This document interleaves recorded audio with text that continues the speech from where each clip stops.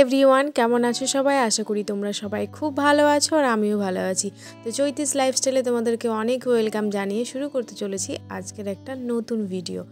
আজকের ভিডিওটা একটু অন্য রকম। অ্যাকচুয়ালি আজকে আমি একটা খাবার বানাবো। শীতের সময় সবার বাড়িতেই মোটামুটি রকমভাবে সবার বাড়িতেই পিঠে পুলি বানানো হয়। তো আমিও আজকে ভেবেছি আমার বাড়িতে আজকে বানাবো, সেই জন্য ভাবলাম রেসিপিটা তোমাদের সাথে শেয়ার করি। জানি তোমরা সবাই জানো এরকমভাবে পিঠে বানাতে, কিন্তু সবার পদ্ধতি তো বানানোর একরকম হয় না। তাই ভাবলাম আজকে আমার রান্নার রেসিপি তোমাদের সাথে আমি একটু শেয়ার করি। আর আমি কি বানাবো, কিভাবে বানাবো সেটা তোমাদেরকে দেখতে হলে পুরো ভিডিওটা দেখতে হবে, স্কিপ না করে পুরো ভিডিওটা দেখো।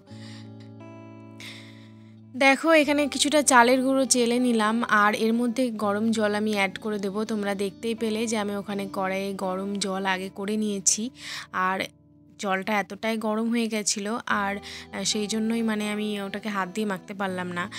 একটা কিছু খুঁজছিলাম যেটাকে দিয়ে ওটা আমি মাখতে পারি, কিন্তু এরকমভাবে পিঠা বানাতে গেলে চালের গুঁড়োতে গরম জল দিয়ে এটা মাখতে হয় আমি যতটা জানি আর কি। তারপরে একটু হাতা দিয়ে ওটাকে মেখে নিয়ে আমি স্যাটিসফাইড হলাম না, কোনো দিনই এভাবে হাতা দিয়ে মাখা যায় না আর কি। তারপরে ওটাকে হাতা দিয়ে একটু মেখে নেওয়ার পরে আমি ওটাকে হাত দিয়েই মাখলাম।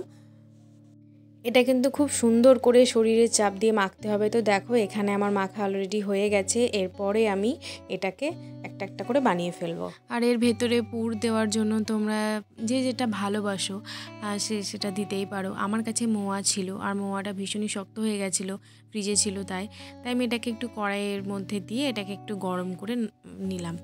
এবার দেখো একে একে আমি এখানে বানিয়ে ফেলবো দুধ পিঠে। হ্যাঁ, তোমরা ঠিকই ভেবেছো, আজকে আমি দুধ পিঠে বানাচ্ছি। তো চলো একটা একটা করে এখানে বানিয়ে নিই। জানি না কেমন পারবো বানাতে, চেষ্টা করব খুব ভালো করে করার, দেখা যাক কীরকম হয়। যতই ভালো করে করার চেষ্টা করি মায়ের মতো হয়তো হবে না, কিন্তু দেখা যাক। এভাবে দেখো এবার একটা একটা করে বানিয়ে নেব। আর তোমরা চাইলে এটাকে নারকেলের পুর দিয়েও, নারকেল গুড় যেরকম নাড়ু বানায় ওরকমভাবে তৈরি করে এর ভেতরে পুর দিয়েও করতে পারো, বা অনেকে তিলের পুর দিয়েও করে, অনেকে মোয়া দিয়ে করে, যার যেটা ইচ্ছে, যে যেটা খেতে ভালোবাসে সে সেটাই করে। আমার কিন্তু দুধ পিঠে তোমার মোয়া দিয়েই বেশি ভালো লাগে, আমার মনে হয় মোয়া দিয়ে দুধ পিঠেটা ভেতরে পুরটা মোয়াই বেশি ভালো লাগে। এখানে আমি একটা একটা করে সমস্ত বানিয়ে নেব, কিন্তু জানি না আমার বানাতে কতক্ষণ সময় লাগবে। আমার এই জিনিসটা আমার কাছে খুবই বিরক্তিকর। খেতে বেশি সময় লাগে না, কোনো কিছুতেই সময় লাগে না, কিন্তু এই যে বসে বসে একটা একটা করে বানানো, এটাই মনে হয় আমার কাছে সব থেকে ডিফিকাল্ট কাজ আর সব থেকে বিরক্তিকর। এটা আমি একদম পছন্দ করি না করতে, কিন্তু খেতে গেলে তো করতেই হবে। আর এই তো শীত চলে গেলে আর তো খাওয়াই যাবে না, সেই জন্যই বানাচ্ছি। তো দেখো তোমাদের সাথে কথা বলতে বলতে আমি অলরেডি আমার সমস্ত এখানে পিঠে বানিয়ে নিয়েছি, একদম প্রায় শেষের দিকে।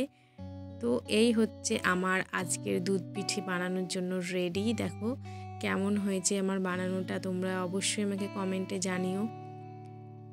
আমি অ্যাকচুয়ালি এরকমভাবেই দুধ পিঠে বানাই। তো চলো এখানে চলে আসলাম আবার রান্নাঘরে। তো আমার কাছে দুধ কিছুটা ছিল আর আমি দেখলাম যে ওই দুধে আমার হবে না, সেই জন্য আর একটা আমার হাজব্যান্ডকে দিয়ে একটা আমুলের 500 প্যাকেট নিয়ে আসলাম। আমার কাছে কিছুটা দুধ আছে, ওই দুধটা গরম করে বাকি দুধটাকেও আমি অ্যাড করে দিলাম। এবার এই দুধটা ভালো করে গরম হয়ে গেলে বা ফুটে আসলে আমি যে পিঠেগুলো বানিয়েছি ওগুলো এখানে অ্যাড করে দেবো, কিন্তু তার আগে অবশ্যই দুধটাকে ভালো করে ফুটিয়ে নিতে হবে। হ্যাঁ, কাঁচা দুধে দিলে হবে না। আর দেখো এখানে 2টো তেজপাতা আমি অ্যাড করে দিলাম। যেহেতু দুধ পিঠে বানাচ্ছি তাই তেজপাতা, এলাচ এগুলো দিতেই পারা যায়। তো আমি এখানে দুধটাকে ভালো করে ফুটিয়ে নেব। তারপরে দেখো এই পিঠে বানানোগুলোকে আমি একটা একটা করে সব অ্যাড করে দেব। কিন্তু আমার একটা সবথেকে বড় মিস্টেক করে ফেলেছি, সেটা হচ্ছে আমি আমার এই হাঁড়িটাকে একটু ছোট নিয়ে ফেলেছি। কি আর করব, এটা আর একটু বড় নিলে ভালো হতো। লাস্টে মনে হচ্ছিল দুধটা পড়ে যাবে। আর কড়াইয়ে করলেও করা যায়, কিন্তু দুধ পিঠেটা না হাঁড়িতেই ভালো হয়। তো আমার একটু ভুল হয়ে গেছে। এখন মনে হচ্ছে যে হাঁড়িটা আর একটু বড় নিলে ভালো হতো, কিন্তু আর কিছু করার নেই, যেহেতু আমি এটাতেই সব কিছু দিয়ে দিয়েছি। তো চলো কোনো রকমভাবে আস্তে আস্তে নাড়ছিলাম। আর হ্যাঁ, দুধ পিঠে করার একটা হচ্ছে নিয়ম যে দুধ পিঠে বানাতে গেলে যখন তোমরা দুধের মধ্যে পিঠেগুলো দিয়ে দিবে না, যখন এরকমভাবে দেখবে দুধের মধ্যে পিঠেগুলো ভেসে উঠেছে, তখন জানবে যে পিঠেটা কিন্তু হয়ে গেছে। এরপরে তুমি গুড় বা মিষ্টি, গুড় বা চিনি যেগুলোই তুমি দাও দিতে পারো। কিন্তু মাথায় রাখবে যে পিঠেটা যতক্ষণ না দুধের উপরে ভেসে উঠছে ততক্ষণ চিনি বা গুড় দেবে না, কারণ দুধটা ফেটে যেতে পারে। এরপরে যখন দেখলাম যে আমার পিঠেটা হয়ে গেছে, তখন আমি এখানে 2টো এলাচ দিয়ে দিলাম। তো দেখো আমার আজকের পিঠে বানানো এখানে হয়ে গেছে। এরপর এটাকে ঠান্ডা করে আমি সবাইকে সার্ভ করব। আজকের ভিডিওটা এই পর্যন্তই ছিল, একটা পিঠে বানানোর ছোট্ট একটা ব্লগ। তোমাদের কেমন লাগলো তোমরা কমেন্টে অবশ্যই জানিও।